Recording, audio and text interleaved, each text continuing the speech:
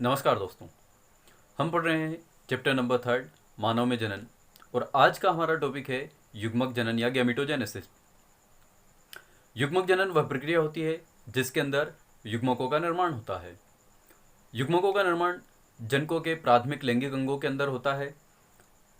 वृषणों में नर युग्मक यानी शुक्राणु या स्पर्म का फॉर्मेशन होगा, जबकि अंडाशय में मादा युग्मक यानी ओवम या अंडाणु का निर्माण होता है। आइए जानते हैं किस तरह से युग्मक निर्माण होता है।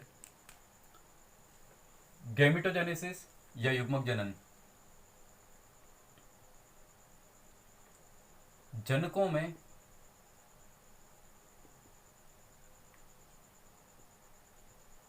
युग्मकों के निर्माण की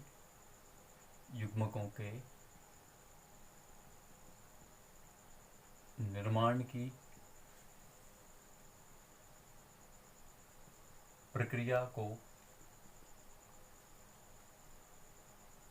युग्मक जनन या गैमेटोजेनेसिस कहते हैं।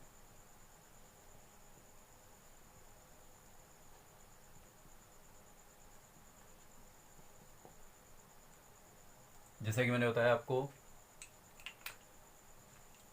कि जो गैमेटोजेनेसिस की प्रोसेस होती है जनकों के प्राथमिक अंगों में होती है। युग्मक जनन की प्रक्रिया जनकों के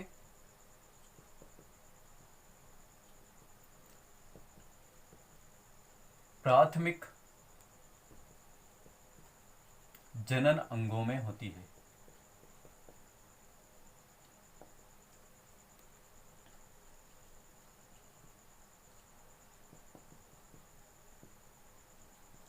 कौन कौन से होते हैं प्राथमिक जनन अंग?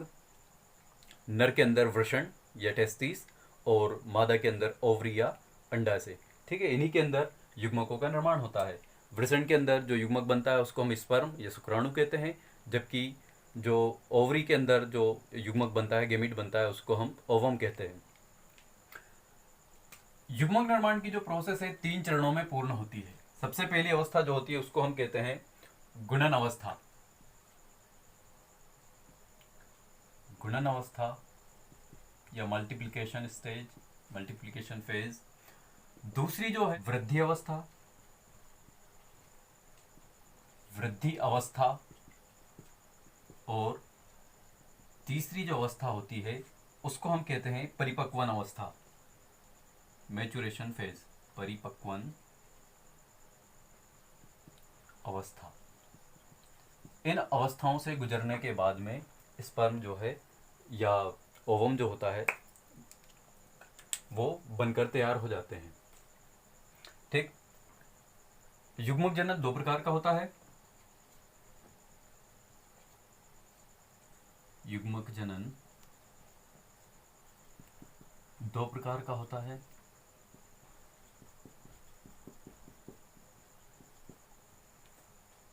शुक्राणु जनन और अंडाणु जनन। शुक्राणु जनन को कहते हैं स्पर्मेटोजेनेसिस, और जो दूसरा प्रकार होता है वो होता है अंडाणु जनन, या इसको इंग्लिश में कहते हैं oogenesis। ठीक है, जैसा कि मैंने आपको बताया जो युग्मक जनन की प्रक्रिया होती है प्राथमिक जनन अंगों के अंदर होती है, और जो शुक्राणु जनन की प्रक्रिया होती है ये होती है नर के अंदर, और अंडाणु जनन की जो प्रोसेस होती है वो होती है मादा के अंदर। याद रखना है इसको। तो दोनों को हम एक एक करके पढ़ते हैं। पहले हम पढ़ते हैं शुक्राणु जनन और उसके बाद में हम पढ़ेंगे अंडाणु जनन।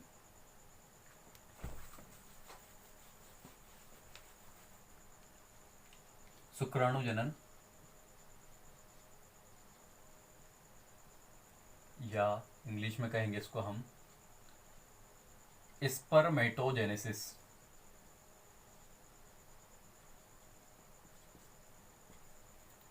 स्पर्मेटोजेनेसिस की प्रोसेस होती है टेस्टिस के अंदर कंप्लीट होती है। तो टेस्टिस का स्ट्रक्चर हमने लास्ट वीडियो में कवर किया है। यदि आपने वो वीडियो नहीं देखा तो आप वहां पर जाकर के देख सकते हैं। टेस्टिस जो होता है उसके अंदर 250 कंपार्टमेंट होते हैं जिनको हम टेस्टिकुलर लोब्यूल या वृषण पिंडक कहते हैं। इन्हीं वृषण पिंडकों के अंदर शुक्राणुओं का निर्माण होता है। कहाँ होगा इनके अंदर? इनके अंदर भी ट्यूब्स पाई जाती है। ये जो टेस्टिकुलर लोब्यूल्स होते हैं इसके अंदर इस तरह की अति कुंडलित नलिकाएं पाई जाती है जिनको हम सेमिनिफेरस ट्यूब्यूल या शुक्रजनन नलिका कहते हैं। ठीक है, इन शुक्रजनन नलिकाओं के अंदर शुक्राणुओं का निर्माण होता है। यदि हम बात करें इन शुक्रजनन नलिकाओं की तो ये यदि हम इसको बाहर निकालकर सीधी करें तो ये हम इसको सीधी करके देखें और इसको बीच में से यदि हम कट करते हैं तो ये हमें कुछ इस तरह से दिखाई देती है। और इसके अंदर फिर दो प्रकार की सेल्स पाई जाती हैं। ठीक है, इसको मैं यहाँ बनाकर दिखा रहा हूँ आपको। लास्ट वीडियो में हमने इसको डिस्कस किया है। जैसे कि ये शुक्रजनन नलिका है, शुक्रजनन नलिका को हमने बीच में से काटा तो इसमें हमें दो प्रकार की कोशिकाएं प्राप्त होती है। इस तरह एक तो होती है बहुत बड़े आकार की कोशिकाएं जिनको हम कहते हैं सर्टोली कोशिकाएं। सर्टोली कोशिकाएं, और सर्टोली कोशिकाओं का कार्य होता है जो शुक्राणु बनते हैं उनको पोषण करना। और इसके अलावा एक और प्रकार की कोशिकाएं होती है जिनको हम कहते हैं स्पर्मेटोगोनिया या शुक्रजन कोशिकाएं। और ये जो शुक्रजन कोशिकाएं होती है इन्हीं कोशिकाओं के द्वारा निर्माण होता है शुक्राणुओं का। ये शुक्रजन कोशिका, शुक्रजन कोशिका, इसको स्पर्मेटोगोनिया कहा जाता है। और ये सर्टोली कोशिका। ये सब चीजें हमने लास्ट वीडियो में कवर की है। यदि आपने वीडियो नहीं देखा तो आप वहां पर जाकर के देख सकते हैं। तो इन्हीं के अंदर ये जो शुक्रजनन कोशिका होती है इसी के अंदर विभाजन होगा। विभाजन होकर के इसके द्वारा शुक्राणुओं का निर्माण हो गया, स्पर्म का निर्माण होगा। और जब स्पर्म बन जाते हैं तो उनका जो पोषण होता है इन कोशिकाओं के द्वारा, सर्टोली कोशिकाओं के द्वारा इनका पोषण होता है। आइए देखते हैं पूरी प्रोसेस किस तरह से कंप्लीट होती है। एक फ्लो डायग्राम के द्वारा हम इसको देखते हैं। यह जो शुक्रजन कोशिका है कहाँ पाई जाती है? शुक्रजन नलिका के अंदर पाई जाती है। और इसमें अर्धसूत्री विभाजन होगा और अर्धसूत्री विभाजन के द्वारा इसके द्वारा यहाँ पर स्पर्म बनेंगे। आइए देखते हैं इसको। ये शुक्रजनन कोशिका या शुक्रजन कोशिका, शुक्रजन कोशिका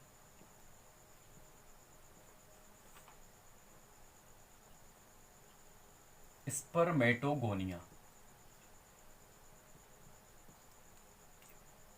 इसके अंदर विभाजन होगा समसूत्री विभाजन।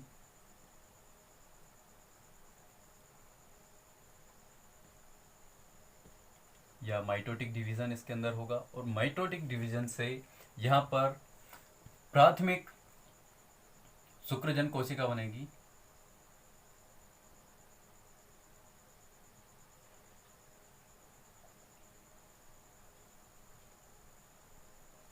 प्राथमिक शुक्रजन कोशिका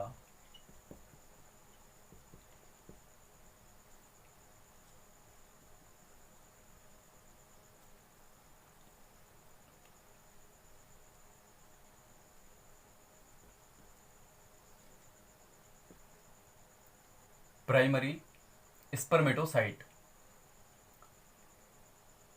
अब जो प्राइमरी स्पर्मेटोसाइट है जो कि ये कैसा है? 2n है। Primary spermatocyte 2n। ठीक है, क्योंकि ये जो शुक्रजन कोशिका है ये भी कैसी है? 2n है। 2n से मतलब द्विगुणित होती है। समसूत्री विभाजन के द्वारा यहाँ पर जो गुणसूत्र हैं उनकी संख्या समान रहती है और इसमें कोई भी परिवर्तन नहीं होता है, जबकि जो अर्धसूत्री विभाजन होता है इसमें गुणसूत्रों की संख्या में परिवर्तन हो जाता है और गुणसूत्रों की संख्या आधी रह जाती है।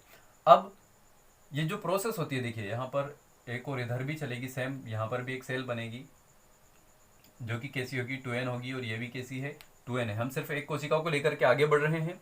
अब देखिए यहां से अगला जो विभाजन होगा वो होगा अर्धसूत्री विभाजन। ये और अर्धसूत्री विभाजन से वापस से दो कोशिकाएं बनेंगी जो कि कैसी होंगी, यहां पर हेप्लॉइड या अगुणित होंगी। कैसी होंगी, अगुणित होंगी। अर्धसूत्री विभाजन हो रहा है यहां पर, म्योसिस डिवीजन, और इसके द्वारा कोशिकाएं बनेंगी दो जो कि कैसी हैं, हेप्लॉइड हैं। और यहां पर जो कोशिकाएं बन रही इनको कहेंगे हम द्वितीयक शुक्रजन कोशिका।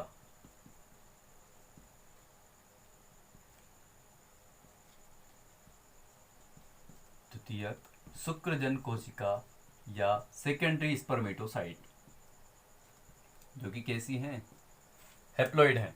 अब इनमें यहां पर ध्यान रखना, जो अर्धसूत्री विभाजन है यहां पर दो अवस्थाओं में होता है, अर्धसूत्री विभाजन फर्स्ट एंड अर्धसूत्री विभाजन सेकंड। तो ये अर्धसूत्री विभाजन जब पहला जो होता है, पहली अवस्था होती है, तो यहाँ पर दो कोशिकाएं बन जाती है, और जब इसके बाद में वापस से विभाजन होगा तो इन दो कोशिकाओं से वापस से कोशिकाएं बन जाएंगी। तो यहां पर अब होगा अर्धसूत्री विभाजन सेकेंड, ठीक है, जिसके द्वारा जो कोशिकाएं वो बनेंगी कितनी, 4, ठीक है। यहां पर इसका नाम मैंने नहीं लिखा, लिख देता हूं, चलो, सेकेंडरी स्पर्मेटोसाइट इंग्लिश में, स्पर्मेटोसाइट।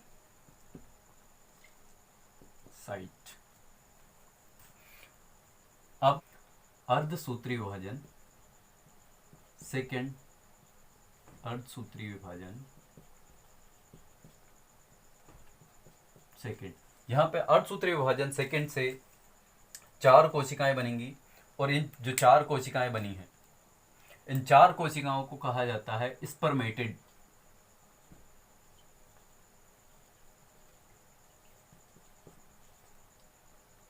या शुक्राणु प्रसू। अभी यहां पर ये शुक्राणु नहीं बने हैं, कंप्लीट शुक्राणु नहीं बने हैं, ठीक है। अब यहां पर जब शुक्राणु प्रसू बन जाते हैं तो इसके बाद में इनमें होता है मॉडिफिकेशन, ठीक है, इनमें रूपांतरण होगा, और रूपांतरण से फिर यहां पर इसमें इनके द्वारा स्पर्म जो होते हैं बनते हैं। तो इस तरह से हम देखते हैं कि यहाँ पर जो प्राथमिक शुक्रजनन कोशिका होती है, एक प्राथमिक शुक्रजनन कोशिका से 4 शुक्राणु बनते हैं।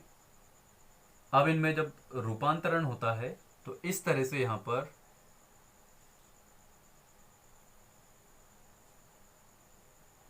4 शुक्राणु बन जाते हैं। जो रूपांतरण की प्रोसेस होती है इसको कहा जाता है स्पर्मियोजेनेसिस। इसको याद रखना, एक शब्द में पूछा जा सकता है, एक वर्ड में पूछा जाने वाला क्वेश्चन बन सकता है। तो इस तरह से अब यहां पर हमारे पास में स्पर्म प्राप्त होते हैं 4, इसको स्पर्मेटोजोआ भी कहा जाता है, स्पर्मेटोजोआ, ठीक है। इस तरह से यहाँ पे जो प्रोसेस होती है स्पर्म फॉर्मेशन की या स्पर्मेटोजेनेसिस की वो कंप्लीट होती है। यहाँ पर ये जो रूपांतरण की प्रोसेस है इसका नाम लिख देता हूं मैं,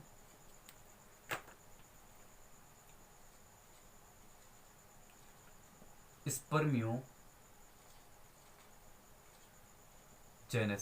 याद रखना है इसको, कॉम्पिटिशन एग्जाम में या आपके बोर्ड एग्जाम में पूछा जा सकता है कि जब स्पर्मेटिड्स बन जाते हैं, शुक्राणु प्रसू बन जाते हैं, तो इसके जो रूपांतरण होकर जब स्पर्म बनता है तो उस प्रोसेस को क्या कहते हैं, तो उसको कहते हैं स्पर्मियोजेनेसिस।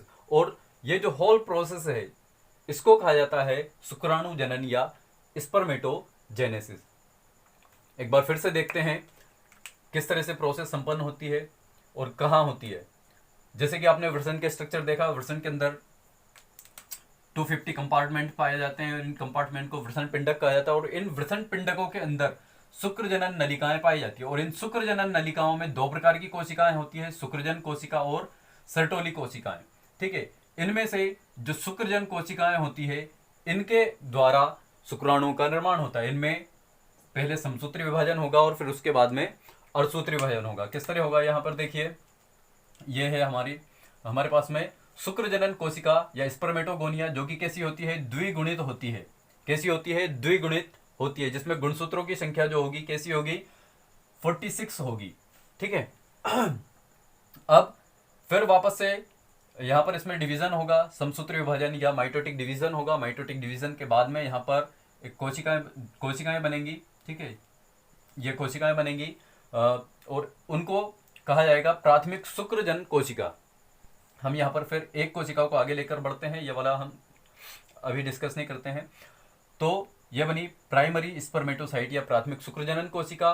और फिर इसके अंदर अगली प्रोसेस होगी अर्धसूत्री विभाजन। और अर्धसूत्री विभाजन जो होगा उसकी भी कौन सी अवस्था, पहली अवस्था। ठीक है, और जब पहली अवस्था हो जाती है तो यहाँ पर हमें दो कोशिकाएं प्राप्त होती है, जो कि कैसी होती हैं, आगुणित होती हैं। ठीक है, जिसको हम कहते हैं द्वितीयक शुक्रजनन कोशिका या सेकेंडरी स्पर्मेटोसाइट। और फिर इसके बाद में वापस से नेक्स्ट जो है डिवीजन होगा अर्धसूत्री विभाजन सेकेंड।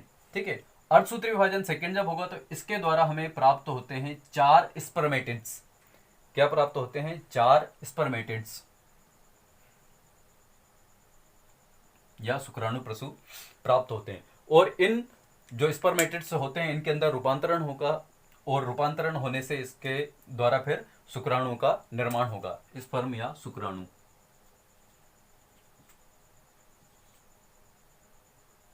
इसको स्पर्मेटोजोआ भी कहा जाता है। तो ये रही प्रोसेस पूरी स्पर्मेटोजेनेसिस की या शुक्राणु जनन की। आशा करता हूं आपको ये जो प्रोसेस है बहुत अच्छे से समझ में आई होगी। यदि आपको प्रोसेस समझ में आई है, वीडियोस को जो हमारा वीडियो है इसको लाइक करें, शेयर करें। और यदि चैनल को अभी तक सब्सक्राइब नहीं किया है तो चैनल को प्लीज़ सब्सक्राइब करें। Thanks for watching.